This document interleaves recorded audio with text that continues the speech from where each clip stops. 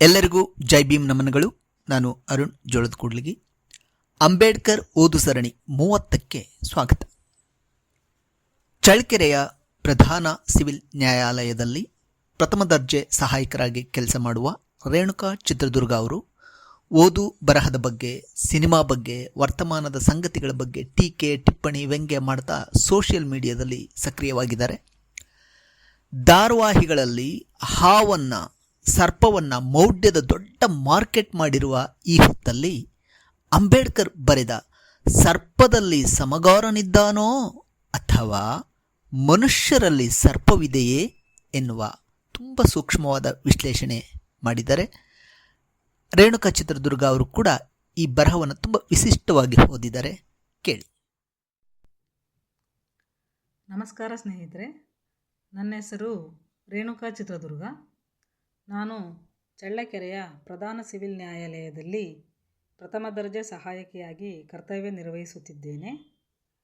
ಅಂಬೇಡ್ಕರ್ ಓದು ಸರಣಿ ಈ ಕಾರ್ಯಕ್ರಮಕ್ಕಾಗಿ ಡಾಕ್ಟರ್ ಬಾಬಾ ಸಾಹೇಬ್ ಅಂಬೇಡ್ಕರ್ ಅವರ ಸಮಗ್ರ ಬರಹಗಳು ಮತ್ತು ಭಾಷಣಗಳು ಸಂಪುಟ 22 ಈ ಪುಸ್ತಕದಿಂದ 57ನೇ ಅಧ್ಯಾಯ ಸರ್ಪದಲ್ಲಿ ಸಮಗಾರನಿದ್ದಾನೋ ಅಥವಾ ಮನುಷ್ಯರಲ್ಲಿ ಸರ್ಪವಿದೆಯೇ ಎಂಬ ಅಧ್ಯಾಯದ ಒಂದು ಭಾಗವನ್ನು ಓದಲಿದ್ದೇನೆ. ಕೊಲಾಬಾ ಸಮಾಚಾರ ಪತ್ರಿಕೆ, ಈ ಪತ್ರಿಕೆಯಲ್ಲಿ ಪ್ರಕಟವಾದ ಒಂದು ವರದಿಯನ್ನು ಅಂಬೇಡ್ಕರ್ ಅವರು ಇಲ್ಲಿ ಮೆನ್ಷನ್ ಮಾಡ್ತಾರೆ. ಈ ವರದಿಯನ್ನು ಡಾಕ್ಟರ್ ಕಾರ್ಣಿಕ್ ಎಂಬವರು ಬರೆದಿರ್ತಾರೆ. ಆ ವರದಿಯ ಒಂದು ಸಾರಾಂಶವನ್ನು ಓದಿ ನಂತರ ಮುಂದುವರಿತೀನಿ. ಈ ಘಟನೆ ನಡೆಯುವುದು 1929ನೇ ಇಸವಿ ಜೂನ್ 3ರಂದು. ಅವತ್ತು ರಾತ್ರಿ 8 ಗಂಟೆಗೆ ಪೀಟ್ಯ ಮಹಾದು ಎಂಬ ಮಹಾರ್ ಯುವಕ ಪ್ರಜ್ಞಾಹೀನ ಸ್ಥಿತಿಯಲ್ಲಿ ಆಸ್ಪತ್ರೆಗೆ ದಾಖಲಾಗ್ತಾನೆ. ಅಲ್ಲಿ ಡಾಕ್ಟರ್ ಕಾರ್ಣಿಕ್ ಎಂಬುವರು ಅವನನ್ನು ಪರೀಕ್ಷೆ ಮಾಡ್ತಾರೆ. ಪರೀಕ್ಷೆ ಮಾಡಿ ಅವನು ಪ್ರಜ್ಞಾಹೀನ ಸ್ಥಿತಿಯಲ್ಲಿದ್ದರಿಂದ ಪೊಲೀಸರಿಗೆ ಹೇಳಿ ಕಳಿಸ್ತಾರೆ. ಪೊಲೀಸರು ಬಂದು ಅವನನ್ನು ಪರೀಕ್ಷಿಸಿದಾಗ ಇವನಿಗೆ ಸರ್ಪ ಕಡಿದಿರ್ಬೋದು ಅನ್ನೋ ಒಂದು ಸಂದೇಹ ಬಂದು ಇಬ್ಬರು ಸರ್ಪ ಮಾಂತ್ರಿಕರಿಗೆ ಹೇಳಿ ಕಳಿಸ್ತಾರೆ. ಅದರಲ್ಲಿ ಒಬ್ಬರು ವಾಸುದೇವ ಶಾಸ್ತ್ರಿ ಜೋಶಿ, ಇನ್ನೊಬ್ಬರು ಸರ್ಪ ಮಾಂತ್ರಿಕ ಶ್ರೀ ವಿಷ್ಣುಪಂತ್ ಓಕ್. ಇಬ್ಬರನ್ನು ಕರೆಸಿದಾಗ ಅದರಲ್ಲಿ ಮೊದಲು ವಿಷ್ಣುಪಂತ ಓಕ್ ಅವರು ಬರ್ತಾರೆ. ಬಂದುಬಿಟ್ಟು ಮಂತ್ರಜಲ ಪ್ರೋಕ್ಷಿಸಿ ವಿಷಹರಣ ಪ್ರಯೋಗ ಮಾಡ್ತಾರೆ. ಮಾಡಿದಾಗ ಸರ್ಪ ಅವನ ಮೈಮೇಲೆ ಬರುತ್ತೆ, ಆ ಹುಡುಗನ ಮೈಮೇಲೆ ಬರುತ್ತೆ. ಬಂದ್ಬಿಟ್ಟು ನಾನು ಇನ್ಮೇಲೆ ಇವನ ಮೈಮೇಲೆ ಇವನ ಹತ್ರಕ್ಕೆ ಬರೋದಿಲ್ಲ ಅಂಥೇಳಿ ಪ್ರಮಾಣ ತಗೊಂಡು ಆ ಸರ್ಪದ್ದು ಹೊರಟೋದಾಗ ಆ ಹುಡುಗ ಸರಿ ಹೋಗಿ ಮನೆಗೆ ಹೋಗ್ತಾನೆ. ಮನೆಗೆ ಹೋದ್ಮೇಲೆ ಒಂದು ಸ್ವಲ್ಪ ಹೊತ್ತಾದಮೇಲೆ ಜೋಶಿಯವರು ಬರ್ತಾರೆ. ಬಂದಾಗ ಮತ್ತೆ ಬರೋ ವೇಳೆಗೆ ಮತ್ತೆ ಆ ಹುಡುಗನಿಗೆ ಮತ್ತೆ ಮೂರ್ಛೆ ರೋಗ ಬಂದು ಮತ್ತೆ ವಾಪಸ್ ಅವನನ್ನು ಕರ್ಕೊಂಡು ಬಂದಿರ್ತಾರೆ. ಮತ್ತೆ ಮೂರ್ಛೆ ಬಂತು ಅಂಥೇಳಿ ಆಗ ವಿಷ್ಣುಪಂತ ಜೋಶಿಯವರು ಅವನಿಗೆ ವಿಷಹರಣ ಚಿಕಿತ್ಸೆಯನ್ನು ಕೊಡಲಿಕ್ಕೆ ಪ್ರಾರಂಭ ಮಾಡ್ತಾರೆ. ಆಗ ಮಂತ್ರಜಲ ಪ್ರೋಕ್ಷಿಸಿದಾಗ ಆ ಹುಡುಗನಲ್ಲಿ ಮತ್ತೆ ಸರ್ಪದ ಒಂದು ಆವಾಹನೆ ಆಗುತ್ತೆ. ಆದಾಗ ಆ ಜೋಶಿಯವರು ಅವನಿಗೆ ಪ್ರಶ್ನೆ ಕೇಳ್ತಾರೆ, ನೀನು ಯಾಕೆ ಈ ಹುಡುಗನನ್ನು ಕಚ್ಚಿದೆ ಅಂತ. ಬಳ್ಳಿ ಸೆಳೆಯುವಾಗ ನನ್ನ ತಗುಲುತ್ತೆ ಅಂತೇಳಿ ನಾನು ಕಚ್ಚಿದೆ ಅಂತ ಹೇಳುತ್ತೆ. ಈಗ ನೀನು ಎಲ್ಲಿದ್ದೀಯಾ ಅಂತ ಕೇಳಿದಾಗ ಕಾಡಲ್ಲಿ ಇದ್ದೇನೆ. ನಿನ್ನ ಜಾತಿ ಯಾವುದು? ನನ್ನ ಜಾತಿ ಚಮ್ಮಾರ ಜಾತಿ ಅಂತ ಅದು ಹಾವು ಹೇಳುತ್ತೆ. ನೀನು ಆಗಷ್ಟೇ ಮಂತ್ರಜಲ ಪ್ರೋಕ್ಷಿಸಿದಾಗ ನಾನು ವಾಪಸ್ ಬರೋದಿಲ್ಲ ಅಂಥೇಳಿ ಶಪಥಗೈದು ಹೋದರೂ ಮತ್ತೆ ಯಾಕೆ ಬಂದೆ ಅಂತ ಕೇಳಿದಾಗ ನಾನು ಸುಳ್ಳು ಹೇಳಿದೆ, ಆದರೆ ಈಗ ನೀನು ಹೋಗಲೇಬೇಕು, ಮತ್ತೆ ಮೋಸ ಮಾಡೋಂಗಿಲ್ಲ ಅಂತ ಹೇಳಿದಾಗ ಇಲ್ಲ, ನಾನು ಮೋಸ ಮಾಡೋದಿಲ್ಲ. ಸರಿ, ನೀನು ಮೋಸ ಮಾಡಲ್ಲ ಅಂದರೆ ಪಾದರಕ್ಷೆಯ ಶಪಥಗೈಬೇಕು. ಪಾದರಕ್ಷೆ ಶಪಥ ಚಪ್ಪಲಿನ ಕೈಯಲ್ಲಿಡಿದು ಶಪಥ ಮಾಡೋದಲ್ಲ, ಚಪ್ಪಲಿಯನ್ನು ಬಾಯಲ್ಲಿ ಕಚ್ಚಿ ಶಪಥ ಮಾಡಿ ನಾನು ಇನ್ಮೇಲೆ ಬರೋದಿಲ್ಲ ಅಂಥೇಳಿ ನೀನು ಹೊರಟೋಗ್ಬೇಕು ಅಂತ ಆವಿಗೆ ಜೋಶಿಯವರು ಹೇಳ್ತಾರೆ. ಹೇಳಿದಾಗ ಆ ಸರ್ಪ ಆಯಿತು ಅಂಥೇಳಿ ಕಾಲಲ್ಲಿ ಮೆಟ್ಕೊಳ್ಳೋ ಚಪ್ಪಲಿನ ಬಾಯಲ್ಲಿ ಕಚ್ಚಿ ನಾ ಇನ್ಮೇಲೆ ಬರೋದಿಲ್ಲ, ಈ ಹುಡುಗನ ಹತ್ರ ಬರೋದಿಲ್ಲ ಅಂಥೇಳಿ ಅದು ಸರ್ಪ ಹೊರಟೋಗುತ್ತೆ. ಸರ್ಪದ ಒಂದು ಆವಾಹನೆ ಆಗಿರುತ್ತಲ್ಲ ಅದು ಹೊರಟೋಗುತ್ತೆ. ಯುವಕ ಮೊದಲಿನ ಥರ ಆಗ್ತಾನೆ. ಇದು ಈ ವರದಿ ಕೊಲಾಬಾ ಸಮಾಚಾರಲ್ಲಿ ಪ್ರಕಟ ಆಗಿರುತ್ತೆ. ಇದು ಸಾರಾಂಶ. ಈಗ ನಂತರ ಈ ವರದಿಯ ಬಗ್ಗೆ ಅಂಬೇಡ್ಕರ್ ಅವರು ಮಾತಾಡ್ತಾರೆ. ಇಂತಹ ಉಕ್ತ ಘಟನೆಗಳನ್ನು ಕೆಲ ಜನರು ಆಗಾಗ ಪ್ರಚಾರಕ್ಕೆ ತರುತ್ತಾರೆ ಮತ್ತು ಅದರಿಂದ ಜನಸಾಮಾನ್ಯರ ಮನದಲ್ಲಿ ಉತ್ಪನ್ನವಾಗುವ ಭ್ರಮೆಯು ಕ್ರಮೇಣ ದೃಢವಾಗುತ್ತಾ ಬರುತ್ತದೆ. ಉಕ್ತ ಘಟನೆಯಿಂದ ಪೀಟ್ಯ ಮಹಾರ್ಗೆ ಸರ್ಪ ಕಚ್ಚಿದ ಮಾಹಿತಿ ಹಾಗೂ ಅಂತಹ ಸಂಶಯ ಮೊದಲು ಯಾರಿಗೂ ಇಲ್ಲದಿದ್ದರೂ ಸ್ವತಃ ಪೀಟ್ಯಾನಿಗೂ ತನ್ನ ಸರ್ಪ ಕಚ್ಚಿದ ಖಾತರಿ ಇರಲಿಲ್ಲ. ಅವನನ್ನು ದವಾಖಾನೆಗೆ ತಲುಪಿಸಿದವರಿಗೂ ಸರ್ಪ ಕಚ್ಚಿದ ಮಾಹಿತಿ ಹಾಗೂ ಅಂತಹ ಸಂಶಯ ಮೊದಲು ಯಾರಿಗೂ ಇಲ್ಲದಿದ್ದರೂ ಸ್ವತಃ ಪೀಟ್ಯಾನಿಗೂ ತನ್ನ ಸರ್ಪ ಕಚ್ಚಿದ ಖಾತರಿ ಇರಲಿಲ್ಲ.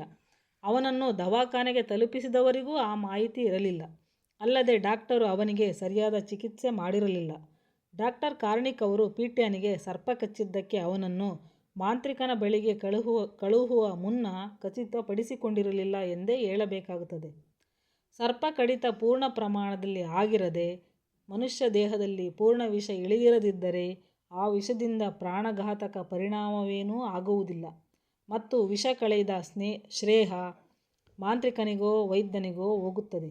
ಪೀಟ್ಯಾನಿಗೆ ಸರ್ಪದಂಶನ ಪೂರ್ಣ ಪ್ರಮಾಣದಲ್ಲಿ ಆಗಿತ್ತೇ ಇಲ್ಲ ಆತನ ದೇಹದಲ್ಲಿ ವಿಷ ಅಪೂರ್ಣವಾಗಿ ಹರಿದಿತ್ತೇ ಅಥವಾ ಸರ್ಪ ಕಡಿದಿರದೇ ಇದ್ದು ಮನದ ಭಾವನೆ ಹಾಗೂ ಭೀತಿಯೇ ವಿಷಬಾಧೆಯ ಲಕ್ಷಣವನ್ನು ತೋರಿತ್ತೇ ಏನೆಂದು ಯಾರೂ ಖಚಿತಪಡಿಸಿಕೊಂಡಿರಲಿಲ್ಲ.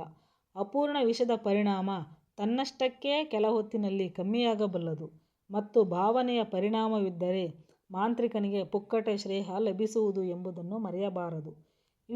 ಈ ವಿಷಯದಲ್ಲಿ ಪರೇಲ್ನ ಲ್ಯಾಬೊರೇಟರಿಯಲ್ಲಿ ಮತ್ತು ಇತರೆಡೆ ಸಂಶೋಧನಾ ಕ್ಷೇತ್ರದ ಡಾಕ್ಟರ್ಗಳು ಮಾಡಿರುವ ಪ್ರಯೋಗಗಳಲ್ಲಿ ಸರ್ಪದ ವಿಷವು ಪೂರ್ಣವಾಗಿ ದೇಹದಲ್ಲಿಳಿದರೆ ಅದನ್ನಿಳಿಸುವ ಮಾಂತ್ರಿಕನಾರೂ ಇನ್ನೂ ಸಿಕ್ಕಿಲ್ಲ. ಮಾಂತ್ರಿಕನ ಮಂತ್ರದಿಂದ ಪೀಟ್ಯಾನ ದೇಹದಲ್ಲಿ ಅವನನ್ನು ಕಚ್ಚಿದ ಸರ್ಪದ ಗಾಳಿ ಬಂದು ತನ್ನ ಬಗ್ಗೆ ನುಡಿಯಿತು ಎಂಬುದು ಎಷ್ಟು ಸತ್ಯವೆಂಬುದರ ಬಗ್ಗೆ ಯೋಚಿಸಿದರೆ ಯಾರಿಗಾದರೂ ಸಂಶಯವಾದೀತು. ಶ್ರದ್ಧಾವಂತನಾದ ಆತ ತನ್ನ ದೇಹದಲ್ಲಿ ಸರ್ಪದ ಗಾಳಿ ಸುಳಿದಿದೆಯೆಂದು ನಂಬಿ ಉತ್ತರಿಸುವುದು ಅಸಾಧ್ಯವಲ್ಲ. ಆದರೆ ಅದನ್ನು ಎಷ್ಟು ನಂಬಬಹುದೆಂಬುದೇ ಪ್ರಶ್ನೆ. ಸರ್ಪದ ಆವಾಹನೆಯಾಗಿ ಮಾತನಾಡುವ ಅದೇ ಹೊತ್ತಿನಲ್ಲಿ ಆತನ ಹೇಳಿಕೆಯಂತೆ ಸರ್ಪವು ಕಾಡಿನಲ್ಲಿ ಜೀವಂತವಿತ್ತು. ಸರ್ಪಕ್ಕೇನು ಎರಡು ಆತ್ಮವಿದೆಯೇ? ಹಾಗಿಲ್ಲದೆ ಒಂದೇ ವೇಳೆ ಎರಡೂ ಕಡೆ ಇರುವುದು ಹೇಗೆ ಸಾಧ್ಯ? ಸರ್ಪಕ್ಕೇನು ಪರಕಾಯ ಪ್ರವೇಶದ ಯೋಗವಿದ್ಯೆಯ ಅರಿವಿದೆಯೇ?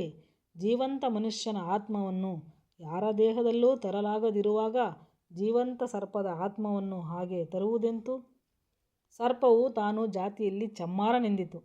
ಚಮ್ಮಾರನಾಗುವುದು ಕುಲಕಸುಬಿನಿಂದ, ಯಾವುದೋ ಒಂದು ಸ್ವಭಾವದಿಂದ ಜಾತಿ ಹುಟ್ಟುವುದಿಲ್ಲ. ಇತರ ಜಾತಿಗಳಂತೆಯೇ ಚಮ್ಮಾರರಲ್ಲೂ ಸುಪುಷ್ಟರಿರುತ್ತಾರೆ. ಮನುಷ್ಯ ಸಮಾಜದಲ್ಲಿ ಚಮ್ಮಾರರದು ಉಪಯುಕ್ತ ವೃತ್ತಿಯೇ ಆಗಿದೆ. ಆದರೆ ಸರ್ಪಕ್ಕೆ ಅದರಿಂದ ಪ್ರಯೋಜನವೇನು? ಕಾಲ್ಗಳೇ ಇಲ್ಲದ ಸರ್ಪಗಳು ಬೂಟು ಮೆಟ್ಟುಗಳನ್ನು ಹೇಗೆ ಉಪಯೋಗಿಸಿಯಾವು? ಸರ್ಪಗಳಲ್ಲಿ ಇಲ್ಲದ ಜಾತಿಯೆಂದರೆ ಚಮ್ಮಾರನದೇ ಸರಿ. ಮನುಷ್ಯನಂತೆ ಸರ್ಪಕ್ಕೆ ಜಾತಿ ಇದ್ದಿದ್ದರೆ ಅದು ಹೊಟ್ಟೆ ಜಾತಿಯೇ ಮಾತ್ರ.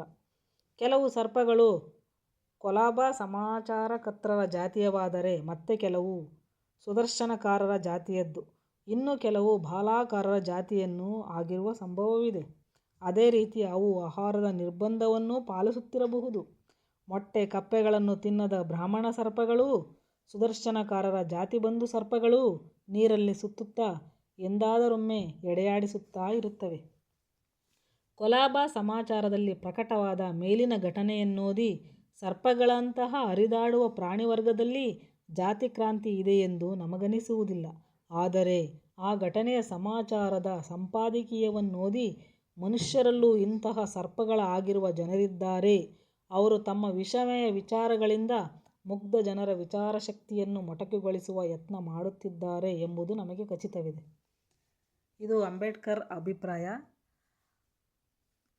ಪ್ರಸ್ತುತ ನೋಡಿದ್ರು 1929ನೇ ಇಸ್ವಿಯಲ್ಲಿ ಅವರು ಬರೆದಿದ್ದಾರೆ. ಇದು ಪ್ರಸ್ತುತ ಕೂಡ ಯಾವ ರೀತಿ ಅಪ್ಲೈ ಆಗ್ತಾ ಇದೆ ಅಂದರೆ, ಈಗ ನಾವು ಸಮಾಚಾರ ಮಾಧ್ಯಮ ನೋಡಿದರೆ ಅದರಲ್ಲೂ ದೃಶ್ಯ ಮಾಧ್ಯಮಗಳನ್ನು ಇದು ಹಾಗೆ ಮುಂದುವರಿತಿದೆಯೇನೋ ಅನ್ನಿಸ್ತಾ ಇದೆ.